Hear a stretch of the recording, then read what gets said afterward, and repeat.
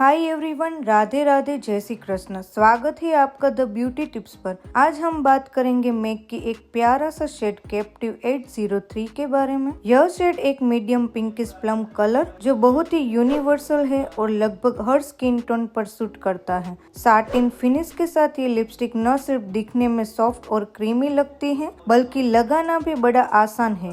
ये लिपस्टिक की खास बात ये है कि ये पूरी तरह मैट तो नहीं, ये क्रीमी और लॉन्ग लास्टिंग है। मसला ये है कि ये शेड आपके लुक को न्यूट्रल से लेकर ग्लैमर तक बदल सकता है, फिर चाहे ऑफिस हो या पार्टी। और सबसे बड़ी बात, इसे हटाने में भी कोई दिक्कत नहीं होती। तो अगर आप चाहते एक ऐसा शेड जो आप हर दिन लगाए और हमेशा फ्रेश महसूस करें तो मैक कैप्टिव 803 आपके लिए एक परफेक्ट चॉइस है। अगर ये रिव्यू पसंद आए तो लाइक, शेयर और सब्सक्राइब करना ना भूलें। तो फिर मिलेंगे नए ब्यूटी टिप्स के साथ, तब तक के लिए बाय बाय। धन्यवाद। जय श्री राम।